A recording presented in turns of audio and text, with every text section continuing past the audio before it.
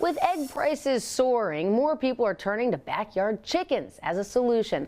But is raising chickens really a cost-saving move or just the latest trend? Joining us now is the author of Trust Signals, Brand Building in a Post-Truth World, Scott Baradell. Thanks for joining us.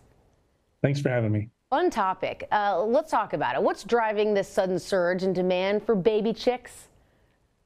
Well, the price of eggs is through the roof, and that's because of bird flu. And bird flu has rampaged through the farming. Lots and lots of flocks of chickens have had to be killed, and it continues to be an ongoing problem. And as a result, you've got eggs costing $9 a dozen in some places like California. So this sort of makes people think back to, a few years back. We saw a rise in home baking and gardening and canning and things like that during the pandemic. Does this kind of feel like the same thing? Well, there's a lot of similarities. Yeah. I mean, home baking became a huge business during the pandemic because it was something for folks to do. You didn't have to, go out.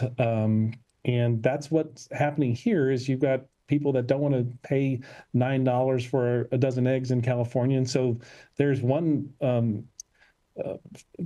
place, a feed place in California, like midway between San Francisco and LA, and they report selling 1,000 baby chicks every 2 hours. That's a lot. Oh gosh, that's just so wild. And with egg prices so high, is raising chickens really a cheaper long-term alternative?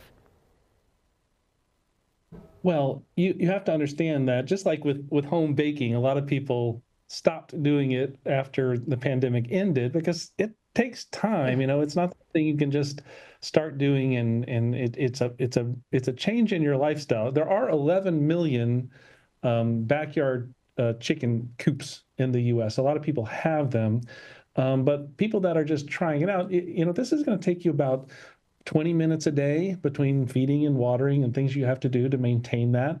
That adds up. That's not a small amount of time. And the cost is low. Temu, which of course is known for bargain shopping, has become a huge search and a huge thing on social media of buying chicken. You can buy a chicken coop for less than $100, for example. So that investment, and then the chicks at this place I mentioned in California, I think they sell chicks for $8 a chick. So that initial cost is not huge. And if you're comparing that to the price of a dozen eggs, you could say this is going to be a good deal. But sticking with it over time, that's another question. It wasn't long before we saw a lot of canning equipment on Facebook Marketplace. Do you think we'll see a lot of chicken coop accessories on Facebook Marketplace after this?